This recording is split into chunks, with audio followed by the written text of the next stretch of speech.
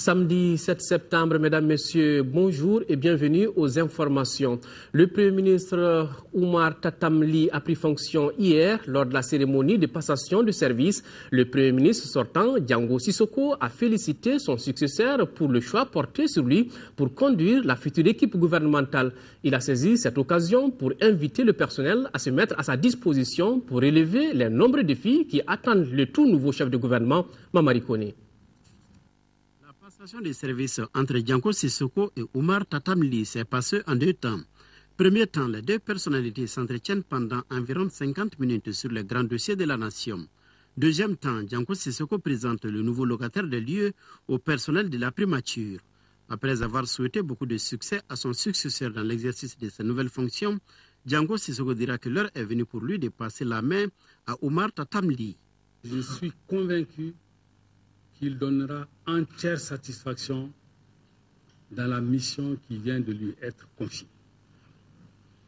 Et je souhaite que mes anciens collaborateurs, que vous êtes, ces collaborateurs que vous êtes à partir de maintenant, que vous l'accompagniez de la manière la plus efficace possible. Il vient pour relever des défis que vous connaissez et que nous avons affrontés ensemble, vous et moi. Et je crois avec un certain bonheur. Et je souhaite que le chemin que nous n'avons pas pu parcourir ensemble, vous et moi, les choses étaient conçues ainsi, du reste, que ce chemin-là, que lui, il puisse le parcourir avec succès, avec le soutien de tous. Le nouveau Premier ministre a pour sa part rendre hommage à son prédécesseur, Oumar Tatamli, de souhaiter une bonne entente et une bonne collaboration au sein du service afin de relever les défis. Qu'Allah nous assiste, qu'Allah fasse que nous entendions, que nous vivions en bonne intelligence, que nous fassions le travail qui est attendu de nous et pour relever le défi qui se présente et qui prendre en charge la mission qui a été assignée par le président de la République, Ibrahim Boubacar Keïta, et servir le peuple malien comme il se doit. Pour immortaliser cette cérémonie de passation de services, les deux personnalités, entourées de leurs proches collaborateurs, ont fait une photo de famille sur le perron de la primature. Ensuite, l'ancien locataire de la primature, Diango Sissoko, a quitté les lieux après 10 mois de bons et loyaux services rendus à la nation. Maintenant, voyons qui est Oumar Tatamli, âgé de 49 ans. Il est un brillant économiste dont la carrière a débuté à la Banque mondiale. Et c'est là, donc, depuis 23 ans, et s'est poursuivi à la BCEAO. Son portrait est dressé ici par Lamine Tchekoura Koulibaly. Le nouveau Premier ministre était un banquier. Il a fait ses débuts à la Banque mondiale en 1990. Mais c'est à la Banque centrale des États de l'Afrique de l'Ouest que Oumar Tatamli passe la plus grande partie de sa vie professionnelle. Jusqu'en août dernier, il était conseiller spécial du gouverneur de cette institution. Entre 2009 et 2012, Oumar Tatamli était directeur national de la BCEAO pour le Mali. Avant Bamako, il a occupé plusieurs postes au siège. Directeur du département de l'émission, de la comptabilité et des finances, directeur des opérations financières, directeur adjoint des études et fondé des pouvoirs. Au plan strictement national, Oumar Tatamli a été conseiller technique et chargé des missions à la présidence de la République entre 1992 et 1994, date à laquelle il intègre la BCEAO jusqu'à sa nomination au poste de Premier ministre. Le nouveau Premier ministre, qui est âgé de 49 ans, a effectué de brillantes études dans de prestigieuses écoles françaises. Il est diplômé de l'École supérieure des sciences économiques et commerciales, titulaire d'un diplôme d'études approfondies en histoire économique. À 23 ans, il était déjà agrégé d'histoire en 1986, suivant ainsi les traces de Madina Lital, sa mère, également historienne, qui a enseigné à l'École normale supérieure de Bamako et à l'université de Dakar. Son père, Feu Ibrahim Ali, est auteur de 3 romans. Toile d'araignée, un roman réaliste inspiré de ses dures années de prison sous le régime du Comité militaire de libération nationale, est le plus célèbre de ces 3 romans. Marié et père de 2 enfants, il aime la lecture, le cinéma et le tennis. Il parle bamrankan, fulfulbe, français et anglais. Sa première tâche, s'atteler à la formation du premier gouvernement de l'ère Ibrahim Boubacar Keïta. Voilà qu'il est là, le nouveau chef de gouvernement. Nos compatriotes, eux, attendent de lui des actions concrètes contre la corruption et le népotisme. Ils invitent également Oumar Tatam Ly à trouver une solution définitive à la crise scolaire et à améliorer les conditions de vie des Maliens. Le point, c'est avec Bourama Traoré. Certains les qualifient d'économistes chevronnés, d'autres de technocrates rompus à la tâche. Oumar Tatam Ly prend désormais les rênes de la primature. Il a été nommé ce jeudi soir sous décret présidentiel. La nomination d'Oumar Tatam Ly au poste du Premier ministre est unanimement saluée par les Maliens. Moi, je suis très content parce que c'est une nouvelle personne vraiment de la politique malienne. Et puis à travers aussi, ce qu'on a dit, c'est bien quoi. Je suis content, je pense que c'est très formidable parce que vraiment, on avait beaucoup de problèmes. Et je félicite le Premier ministre. Il assume très bien sa responsabilité. C'est un honneur pour nous qu'un banquier soit nommé à la tête du gouvernement. Et nous ne pouvons que louer et saluer ce tact ou cette décision de son Excellence, Monsieur le Président de la République.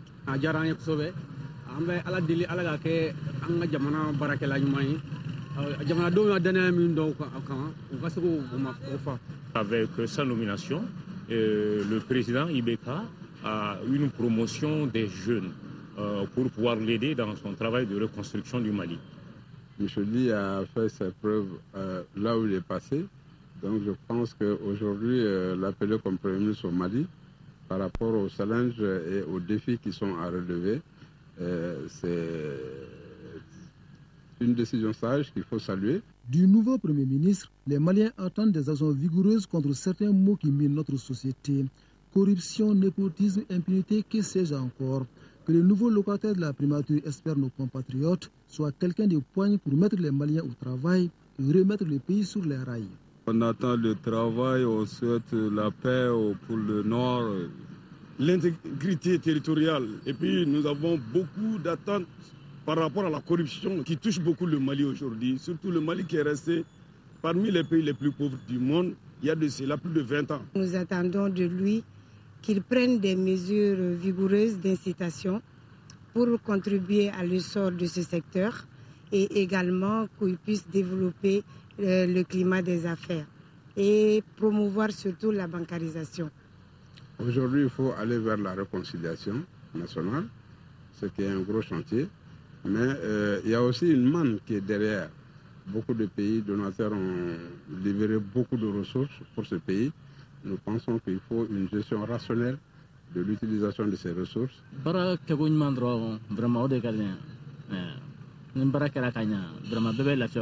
En décidant de confier la primature à un technocrate, le président de la République, Ibrahim Boubacar Keïta, a fait un bon choix selon certains citoyens interrogés.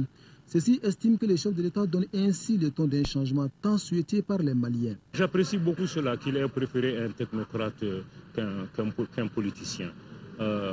Parce qu'en fait, ce peuple est un peu plus ou moins déçu par les politiciens. Et il préférerait que ce soit des hommes de poigne qui puissent avoir une autre orientation. C'est bon par rapport à un homme politique. Et je pense que le président de la République a voulu incarner, au travers de cette nomination, le changement.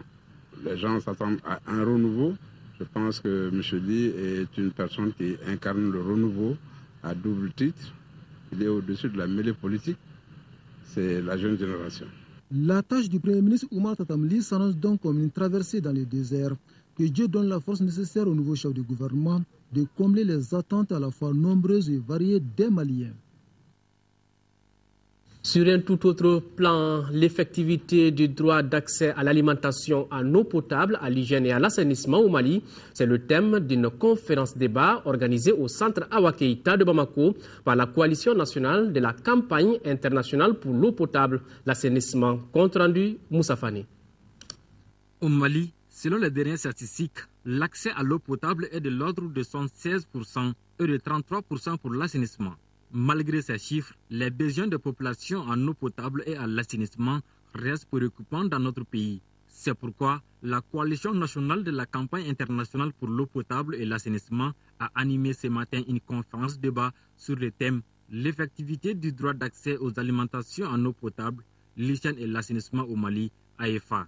La question d'accès à l'eau potable, l'hygiène et l'assainissement demeure aussi une priorité malgré l'océan des priorités qui existent au niveau du Mali. Le président de la coalition invite les autorités à accorder plus d'attention au secteur de l'eau potable et de l'assainissement. Nous sommes de la société civile qui a un devoir de mobilisation sociale en faveur du secteur. Donc des plaidoyers auprès des pouvoirs publics pour une meilleure prise en compte de la question d'eau, d'hygiène et d'assainissement dans les politiques dans un premier temps. Et dans la budgétisation, ça pose une question de financement du secteur qui est à moins de 3% réunis des budgets de l'État. À l'issue de cette conférence, les initiateurs souhaitent que l'opinion nationale accorde une place de choix à l'AEFA en matière d'allocation budgétaire ou de subventions en faveur du secteur. Écho de nos régions à présent, après les étapes de Nioro, Kita, Kaï et Bafoulabé, c'était au tour de la localité de Diema d'accueillir les activités commémoratives de la Journée internationale de la jeunesse. Le thème retenu est « Contribution de la jeunesse à l'effort de réconciliation nationale et la consolidation de la paix et de la sécurité », compte rendu au Kaba. Ils étaient plus de 200 jeunes issus des différents conseils locaux, la jeunesse des cercles de Nioro, Yelimane, Kita, Bafoulabé, Kenyeba et Kaï a foulé la terre du Karta ce vendredi 30 août 2013 pour célébrer avec faste aux côtés de leurs camarades la journée internationale de la jeunesse du 12 août, placée sous le thème national « Contribution de la jeunesse à l'effort de réconciliation nationale, de la consolidation de la paix et de la sécurité ». Notre pays a traversé une crise sans précédent et aujourd'hui, le territoire malien, l'intégralité du territoire malien a été conquis. Maintenant, il faut aller à la réconciliation des cœurs. Et cette réconciliation, je pense que le fer de lance de cette réconciliation, ça va être la jeunesse. Et quel est le rôle de la jeunesse dans cette réconciliation? Je pense que c'est à cela aujourd'hui qui va agir. Le président du conseil régional de la jeunesse de Kaï, Amidou Tamboura, a défini le but de la journée internationale de la jeunesse qui vise de façon générale la mise en œuvre des actions citoyennes en faveur des jeunes à travers des activités de reboisement, de salubrité, des conférences, débats, des dons de sang. Le préfet adjoint, Lassana Diarra, s'est réjoui du choix porté sur le cercle de Diema pour abriter un tel événement qui, selon lui, permettra d'insuffler un nouvel élan aux activités de jeunesse qui demeurent timides dans le cercle. Dans l'après-midi, les activités se sont poursuivies par un match de football qui a opposé la sélection des jeunes venus pour la célébration de la journée à l'équipe du Razel. Le match de 60 minutes s'est soldé par un score de 3-0 en faveur de la sélection des jeunes. Une soirée culturelle a mis fin aux festivités commémoratives du 12 août dans le cercle de Diema. Autre journée, celle de l'arbre. Plus de 1000 plants d'eucalyptus plantés sur 2 hectares. C'est l'acte que les exploitants forestiers de Sikasso viennent de poser en collaboration avec le service du cantonnement forestier pour marquer la journée 2013 de l'arbre. Le reportage, c'est avec Fatoumata Diallo. C'est dans une véritable liesse populaire que les habitants de la commune rurale de Diomatene, dans le cercle de Sikasso, ont accueilli l'opération de reboisement de la parcelle dénommée Parcelle de la Paix. Pour cette édition 2013, plus de 1000 plants d'eucalyptus seront mis en terre sur une superficie de 2 hectares. C'est le sous-préfet central de Sikasso qui en a donné le ton, suivi dans son geste par le maire de la localité, le chef de village et celui du cantonnement forestier. Partout où il y a l'arbre, on sait qu'il y a la vie. D'abord, on commence par le bois de chauffe. Et il y a les bois d'œuvre et le bois de service. C'est l'arbre qui permet de procurer l'oxygène. Donc, il encaisse le CO2 pour nous donner et rejeter l'oxygène. Les différents intervenants, dont le sous-préfet central de Sikasso, ont tous mis l'accent sur la nécessité absolue du reboisement, surtout dans un Mali unifié. La forte mobilisation de toutes les couches socio-professionnelles enregistrées autour de l'événement en est le témoignage éloquent. La parcelle de la paix constitue également un monument vivant à la mémoire de toutes les victimes des 10 événements et symbolise la paix retrouvée après tant de combats menés par les vaillants fils du Mali et des pays amis. Quant aux bénéficiaires de la parcelle de paix, ils ont en tout cas déclaré ne ménager aucun effort pour l'entretien et la protection des jeunes plants. Toujours à Sikasso, les résultats du rapport d'audit 2010 de l'initiative pour la transparence dans les industries extractives étaient au cœur des rencontres multi-acteurs de la région. C'est à l'initiative de la coalition malienne publier ce que vous payez sur le financement de Oxfam Novib. Objectif, informer le grand public sur la gestion des flux financiers tirés de l'exploitation minière au Mali. Daouda Diakité. Au cœur de cette rencontre multi-acteurs entre organisations de la société civile, de l'administration publique, des élus communaux et médias de proximité de Sikasso, la présentation des résultats du rapport d'audit 2010 de l'initiative pour la transparence dans les industries extractives ITIE. La coalition malienne publiée ce que vous payez sur le financement de Oxfam Novib veut à travers cette démarche mettre à la disposition du grand public des informations sur la gestion des revenus tirés de l'exploitation minière au Mali. Plus nous donnons l'information aux communautés, eux-mêmes, ils pourront interpeller les élus au niveau local par rapport au contenu des PD7. Et l'administration fiscale et l'administration d'une manière générale, le gouvernement, va aussi avoir une attention particulière par rapport à ces ressources. Parce que ces ressources ne sont pas des ressources durables. Ce sont des ressources qui vont finir, les ressources minières. Ils vont finir dans un peu de temps, alors que les Maliens, nous augmentons en termes de population. Les populations, d'une manière générale, estiment la contribution des industries minières en deçà des attentes dans le développement économique local des communautés. Si vous voyez par rapport à leur rentabilité, vraiment au niveau de ces sites minières, et vu les relations qu'ils font, vraiment c'est minime. Vraiment. Et moi je aimerais que même l'État soit responsable par rapport à ces sites minières. Par rapport à ces réalisations, vraiment, il faut que vraiment l'État soit responsable pour que ceci puisse faire beaucoup de choses. Les observations et propositions issues des échanges devront amener le gouvernement et les sociétés minières à assurer les principes de bonne gouvernance conformes aux standards internationaux d'ici à 2015. Exercice presque identique à Caille. Là-bas, les membres de la coalition malienne publiée ce que vous payez ont rencontré les autorités administratives, politiques, la société civile et les miniers de la région. Objectif, présenter les résultats des études que la coalition a menées sur la fiscalité minière au Mali. Caille, Mohamadi Alioubari. Dans le cadre de l'exécution de son programme de plaidoyer en faveur des sites miniers, pétroliers, la coalition malienne publiée ce que vous payez a réalisé cette année plusieurs études et recherches actions sur la fiscalité minière au Mali. C'est pour partager les résultats de ces études qu'elle vient d'organiser une journée d'information sur la fiscalité minière à l'intention des autorités administratives politiques, la société civile et des miniers de la région de Caille. Il y a une grande problématique. Il y a les sociétés qui sont en train d'investir, il y a l'État qui fait des efforts, il y a les communautés qui sont là. Mais il y a un mal développement. Qu'est-ce que nous devons faire? Il ressort des études que les mines jouent un rôle important dans le développement de leur localité. Mais les taxes et les impôts qu'elles payent sont mal gérés. La coalition malienne publiée ce que vous payez, qui œuvre pour la transparence dans l'exploitation des ressources tirées des industries extractives, se donne plusieurs ambitions. La publication des montants versés par les sociétés minières et pétrolières, le suivi de l'utilisation des recettes dans le programme de lutte contre la pauvreté, stimuler et participer au débat public et à la communication entre le gouvernement, le secteur privé et la société civile sur la question des industries extractives au Mali pour promouvoir la bonne gouvernance. Au cours de cette campagne, la coalition malienne publiée ce que vous payez mettra à la disposition du grand public dans un langage accessible et compréhensible des informations sur la fiscalité minière au Mali, mais aussi fera une présentation de constats et recommandations sur la fiscalité. Sport à présent, volleyball, la 22e édition du championnat national se poursuit et la dernière journée des matchs de poule a eu lieu jeudi dans la salle de l'INGS, compte rendu Abdul Karim Kaba. Cette dernière journée des poules du championnat national de volleyball a donné lieu à des belles empoignades.